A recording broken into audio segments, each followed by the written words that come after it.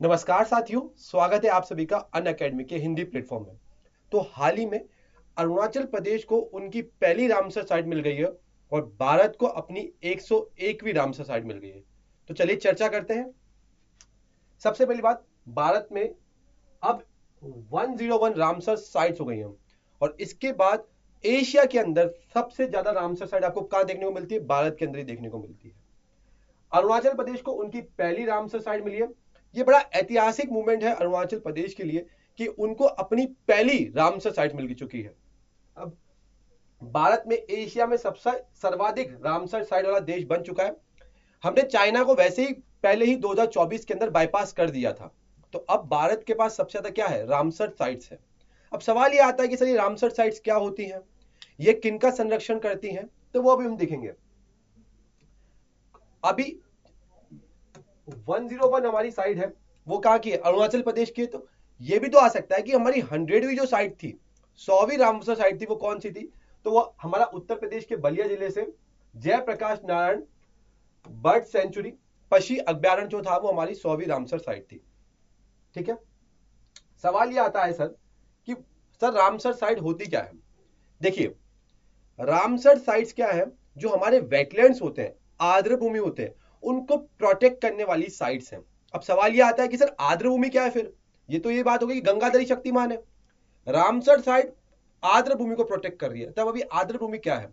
देखिए, अगर मैं वेटलैंड की बात करूं और वेटलैंड के रूल्स 2017 वेटलैंड रूल 2017 की बात करूं, तो उसके अकॉर्डिंग ये बात किया जाता है कि जहां जहां पे थोड़ा सा आर्द्रता हो, जहां जहां पे क्या हो, नमी हो, ठीक है, ऐसा एरिया थोड़ा दलदली हो, मार्शी हो, पीट लैंड हो, जहां लो टाइड की जो डेप्थ है वो 6 मीटर हो, उन एरिया को अपन क्या कहते हैं?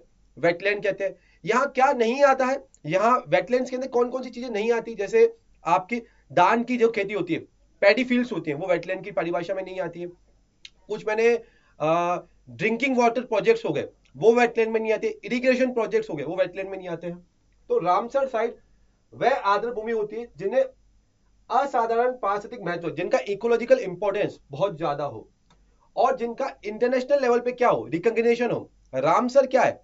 इंटरनेशनल लेवल पे हमने किसी चीज को क्या कर दिया? रिकॉग्नाइज कर दिया है। ठीक है। यह मान्यता रामसर कन्वेंशन के अंतर्गत दी जाती है। अब बात यह आ रही है कि सर क्या इसका अर्थ यह है कि यह क्षेत्र अंतरराष्ट्रीय संस्था द्वारा नियंत्रित किया जाएगा? मतलब अगर मैंने किसी वेटलैंड को अगर आपको समझना है तो इट्स लाइक लेक। ठीक है, एक तरह का लेक है जहां वाटर क्या है? ठहरा हुआ है। जो पानी क्या हुआ है? ठहरा हुआ है। रिवर क्या होती है? जो पानी जहां चल रहा है। लेक क्या है? जहां पानी आपका ठहरा हुआ है।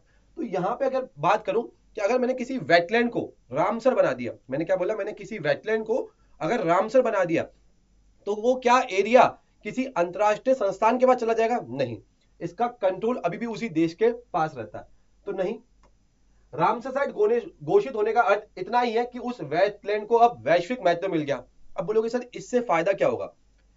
देखो, जो ये आर्द्र भूमि होती है ना, वेटलैंड होती है, अगर जैव विविधता की बात करूं, बायोडाइवर्सिटी की बात करूं, तो तीसरे नंबर पे सबसे ज्यादा जो हमको बायोडाइवर्सिटी पाई जाती है, वो कहां पाई जाती है? हमारे वेटलैंड पे पाई जाती है।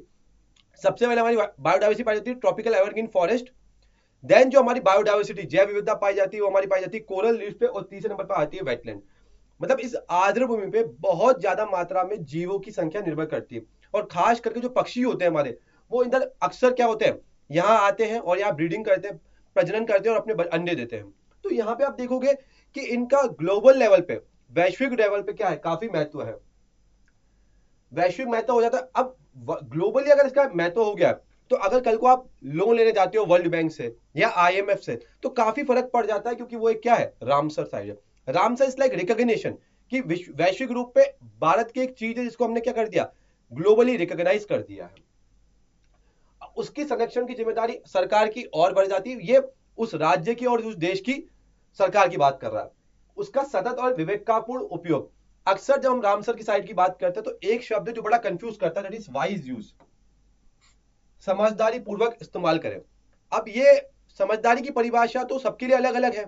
तो ये मामला हमारे सर्वोच्च न्यायालय में भी गया था कि वाइज यूज का मतलब क्या है।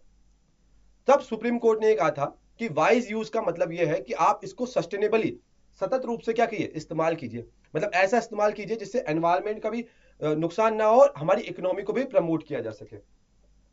ये ऐसे एरिया होते हैं जहां पे जैव विविधता और पारिस्थितिक तंत्र इकोसिस्टम क्या हो, सुरक्षित रहे। अब रामसर कन्वेंशन की बात करूं तो ये क्या है, इंटरनेशनल ट्रीटी है। क्या है, एक तरह की ये इंटरनेशनल ट्रीटी है जिसका उद्देश्य क्या है, इसका ऑब्जेक्टिव क्या है, विश्व भर में महत्वपूर्ण आर्द्र भूमि को क्या करना, प्रोटेक्ट करना। ग्लोबली जितनी भी वेटलैंड्स है उन सबको प्रोटेक्ट करना इसका क्या है, सबसे बड़ा टारगेट है। अगर मैं बात करूं रामसर की, है ना, अगर मैं किसकी बात करूं, रामसर साइट की बात करूं, तो ये कन्वेंशन आया कब था, ये कन्वेंशन आया था 2 फरवरी 1971 को। कन्वेंशन मतलब क्या है कि अलग अलग कंट्री के मतलब पीएम्स हो गए या एनवायरमेंट मिनिस्टर हो गए या गवर्नमेंट की बड़ी बड़ी लोग आए और उन सबने बैठे और उन्होंने बोला यार एक चीज है वेटलैंड, आर्द्र भूमि, जिसपे जैव विविधता बहुत ज्यादा है, बायोडाइवर्सिटी जहां पे बहुत ज्यादा है, जो प्रकृति के किडनी के रूप में कार्य करती है। मतलब जब यूपीएससी ने पूछा भी है कि जो वेटलैंड होते हैं वो क्या होते हैं, किडनी के रूप में काम करते हैं, मतलब पानी को नेचुरली ये क्या करते हैं, क्लीन करने का कार्य करते हैं। तो जो चीज इतनी इंपॉर्टेंट है उसके रिगार्डिंग विश्व में, है ना, अंतरराष्ट्रीय लेवल पर कोई संगठन या कोई कन्वेंशन तो होना चाहिए। तो सब लोग बैठते हैं और डिक्लेयर करते हैं कि भाई जो ये वेटलैंड है, अब देश को वेटलैंड को अगर प्रोटेक्ट करना है तो हम उसको एज अ रामसर साइट बनाते हैं जिसका उसको वैश्विक रूप से क्या मिल जाए, पहचान मिल जाए। इसका अर्थ ये कहीं कतई नहीं है कि यूएन आपको पैसा दे रहा है कि जाओ उसको प्रोटेक्ट करो, नहीं, पैसे का कोई लेना देना है ही नहीं इससे। It's like a receive recognition, कोई यहाँ पे मॉनेटरी बेनिफिट नहीं मिलता है। 2 फरवरी 1971 को आया था, क्योंकि 2 फरवरी को ये आया था इसलिए अपन हर साल 2 फरवरी को क्या मनाते हैं, वर्ल्ड वेटलैंड डे, विश्व आर्द्र भूमि दिवस, वो सेलिब्रेट करते हैं। अब देखो, बैठ के बात तो करके गए ये 1971 में, बट ये फाइनली इसके डॉक्यूमेंट और इसके ऑब्जेक्टिव ये साइन हुए कब, 1975 के अंदर 21 दिसंबर को। अच्छा, ये जो रामसर शब्द है ना, जब ये मीटिंग हुई थी तब ईरान के अंदर रामसर में ये हुई थी, बट इसका जो सचिवालय है या इसका मुख्यालय है वो आपका कहां है, ग्लेन, स्विट्जरलैंड में। इससे मत कंफ्यूज हो जाएगा कि नाम में अगर रामसर आ रहा है तो उसका जो मुख्यालय है, इसका हेडक्वार्टर वो भी कहां पर होगा, ईरान, रामसर के। रामसर एक जगह है कहां पर, ईरान में, कहां पर, ईरान में, ठीक है। चलो, अब आपको एक चीज तो, जैसे मैं आपको एग्जांपल देता हूं, मेरे देश में 1300 से ज्यादा क्या है, मेरे देश में 1300 से ज्यादा आर्द्र भूमि है, वेटलैंड है। मेरे देश में 1300 से ज्यादा क्या है, वेटलैंड है, बट मेरे देश में 101 रामसर साइट है। तो वेटलैंड से रामसर का सफर कैसा है, वेटलैंड से रामसर का सफर कैसा है। तो अगर आपको वेटलैंड से रामसर बनना है तो कुछ 9 कंडीशन है, कुछ 9 कंडीशन है। उन 9 कंडीशन में से एक भी कंडीशन अगर फुलफिल होती है तो आपकी साइट को रामसर साइट का डिक्लेयर कर दिया जाएगा, ठीक है। यदि कोई वेटलैंड 9 में से कम एक मापदंड को भी पूरा कर लेता है, एक क्राइटेरिया को भी पूरा कर लेता है, तो वो रामसर साइट के रूप में नामांकित होता है। मतलब ये 9 कंडीशन है, इन 9 कंडीशन में से एक भी फुलफिल हो गई तो आप क्या बन जाओगे, रामसर साइट बन जाओगे वेटलैंड से, ठीक है। 9 में से अगर एक भी हो गई तो आप क्या बन जाओगे, रामसर साइट बन जाओगे इस वेटलैंड से। अब वो क्या 9 कंडीशन है, एक बार फटाफट देख लेते हैं। वैसे जब हम प्लस क्लास में इस टॉपिक को पढ़ते हैं तो काफी डिटेल में पढ़ते हैं, इन 9 कंडीशन को पढ़ाने में ही मुझे 2 घंटे लग जाते हैं, बट क्योंकि ये अपना एक ऐसा वीडियो है जहां पे अपने को कम स्पान में ज्यादा चीजों को कवर करना है तो अपन फटाफट फटाफट देखते हैं। कंडीशन में फर्स्ट क्या है कि वो जो साइट है वो थोड़ी यूनिक होनी चाहिए, थोड़ी रेयर होनी चाहिए, तो विशिष्ट होनी चाहिए, दुर्लभ होनी चाहिए। जैसे मैंने एग्जांपल दिया है कि लद्दाख में एक लेक है, सो मुरीरी लेक, वो क्या है, बहुत ज्यादा ऊंचाई पे स्थित होने वाली क्या है, लेक है। और कैसी लेक है, खारे पानी की लेक है। तो उसमें यूनिकनेस है कि भाई बहुत बड़ी हाइट पे स्थित है। दूसरा, वहां पे संकटग्रस्त प्रजातियां हो, ऐसी प्रजातियां जिनकी संख्या बहुत कम हो, वो उस पर निर्भर करती हो, क्योंकि अगर आपने उस आर्द्र भूमि को बचा लिया तो आपने स्वतः ही उस प्रजाति को भी बचा लिया। तीसरा क्या है, वहां पे बायोडाइवर्सिटी, जैव विविधता क्या हो, अधिक हो। चौथा क्या है कि वहां जीवन चक्र के महत्वपूर्ण चरणों का आवास हो, मतलब वहां पे क्या हो कि एक जो जीव है उसके हैबिटाट के लिए, उसके आवास के लिए संपूर्ण चीजें हो, भोजन हो, उसके अनुकूल वातावरण हो, वनस्पति हो, सब कुछ चीजें अवेलेबल हो, ठीक है। पांचवी कंडीशन और छठी कंडीशन बहुत इंपॉर्टेंट है, वहां पे 20,000 से ज्यादा अधिक क्या हो, वाटर बर्ड्स हो, जलीय पक्षी। जैसे अपन बात करें फ्लेमिंगो की, आइबिस की, जो पानी में भी रहते हैं और उड़ते भी है, तो 20,000 से ज्यादा प्रजातियां क्या हो, उस जगह पर निर्भर हो, ठीक है। या फिर जैसे यहाँ छठी कंडीशन क्या आती है, 1% ऑफ वाटर बर्डलैंड पॉपुलेशन। मान लो कोई फ्लेमिंगो है, ग्रेटर फ्लेमिंगो है, उसकी जो संख्या है वो 1 लाख है। कितनी है? 1 लाख है। तो कंडीशन 6 क्या कहता है कि इस 1 लाख का 1%, इस 1 लाख का 1% मतलब 1000 से ज्यादा अपने क्या होने चाहिए, सॉरी 10,000 से ज्यादा अपने क्या होने चाहिए, 10,000 से ज्यादा फ्लेमिंगो उस पर निर्भर होने चाहिए। ये कंडीशन है। कंडीशन 6 और 9 बिल्कुल सेम है। यहां पे भी 1% वाला क्राइटेरिया है, पर यहां पे किसकी बात कर रहा है? बर्ड्स की बात कर रहा है। यहाँ नॉन एविएशन की बात, नॉन एवियन बर्ड्स की बात कर रहा है। यहाँ पे वैसे बात करेगा वो किसकी, जैसे डुबोंग की बात करेगा, डॉल्फिन की बात करेगा। तो यहाँ पे नॉन एविएशन मतलब गैर जलीय जीव की बात कर रहा है, और यहाँ जलीय जीव की बात कर रहा है। सातवीं कंडीशन क्या है कि वहां पे स्वदेशी मछलियां हो, मतलब इंडिजिनस फिश हो, तो देसी मछलियों की विविधता हो, मत्स्य संसाधन हो। और आठवीं कंडीशन क्या है कि वो जो मछलियां पाई जा रही है उनके लिए प्रॉपर आवास हो, हैबिटाट हो। तो मछलियों के लिए प्रजनन, नर्सरी, प्रवास स्थल होना चाहिए, माइग्रेशन पॉइंट होना चाहिए। तो इन 9 कंडीशन में से अगर एक भी फुलफिल हो जाती है तो वो रामसर साइट बन जाएगी। अब डिक्लेयर, सर ये रामसर साइट को डिक्लेयर कौन करता है? क्या वहां बैठे वो लोग डिक्लेयर करते हैं? स्विट्जरलैंड में बैठे जो सचिवालय में बैठे लोग हैं, क्या वो रामसर साइट को डिक्लेयर कर रहे हैं? डिक्लेयर कौन कर रहा है सर इसको? तो समझो, पहले बात तो क्या होता है, जैसे अभी अरुणाचल प्रदेश है, उसकी एक रामसर साइट है, तो उसी का एग्जाम्पल लेते हैं। तो पहले जो अरुणाचल प्रदेश का स्टेट का जो एनवायरमेंट डिपार्टमेंट है, तो स्टेट जैसे सेंट्रल का खुद का मिनिस्ट्री ऑफ एनवायरमेंट है, तो स्टेट का जो पर्यावरण विभाग है, पहले वो रिक्वेस्ट करेगा किसको? मिनिस्ट्री ऑफ एनवायरमेंट को, ministry of environment, forest and climate change, उसको क्या करेगा? रिक्वेस्ट करेगा कि भाई पर्यावरण, वन और जलवायु, कि हमारे स्टेट में इस जगह को क्या देना बनना चाहिए? रामसर बनना चाहिए, क्योंकि इसमें से ये क्राइटेरिया है। फिर जो एनवायरमेंट मिनिस्ट्री है वो पूरा एनालिसिस करेगी, फिर एनवायरमेंट मिनिस्ट्री उसको भेजेगी कहाँ? सचिवालय को। और सचिवालय सिर्फ ये चेक करेगा कि उन 9 कंडीशन में से एक भी कंडीशन फुलफिल हो रही है क्या। जैसे ही वो कंडीशन फुलफिल हो जाती है तो सचिवालय एक नोटिस जारी कर देगा कि भाई ये जो राम साइट थी, है ना, जो अरुणाचल प्रदेश की 101 साइट से ग्लो लेक जो है, अब वो क्या बन चुकी है? हमारी रामसर साइट बन चुकी है।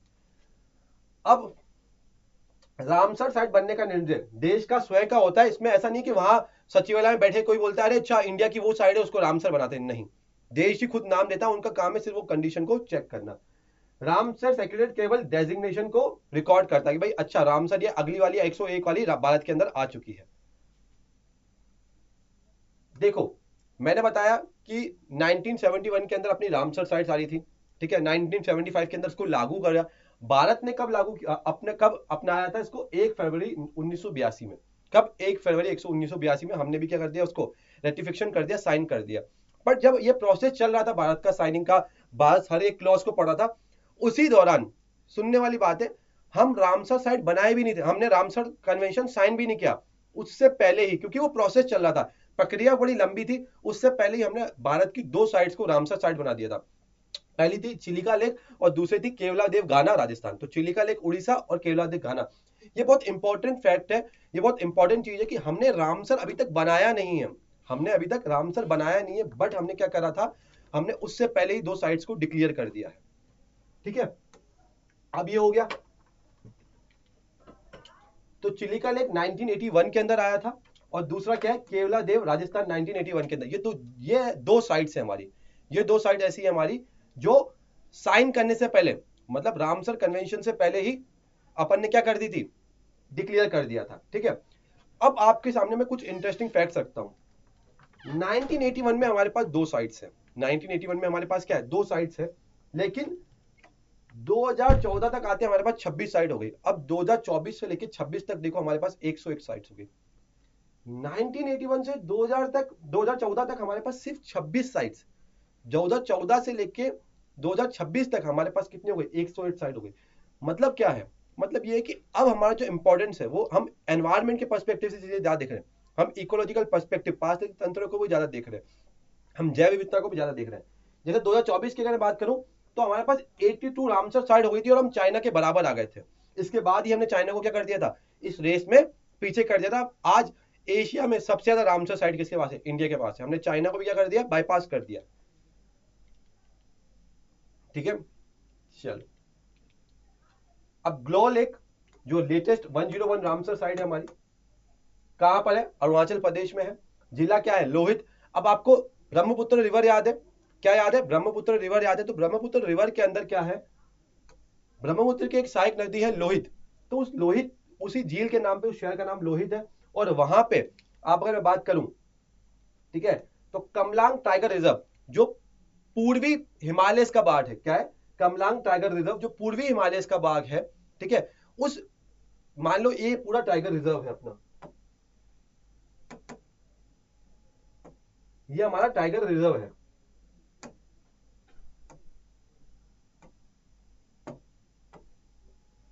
ये हमारा टाइगर रिजर्व है, कमलांग टाइगर रिजर्व, क्या है, कमलांग टाइगर रिजर्व है हमारा। इस कमलांग टाइगर रिजर्व के अंदर हमारी क्या स्थित है,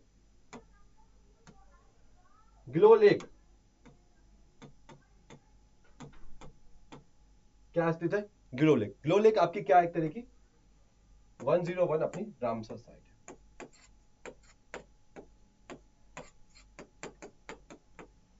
ठीक है। चलो, तो अरुणाचल प्रदेश की पहली और इंडिया की 101।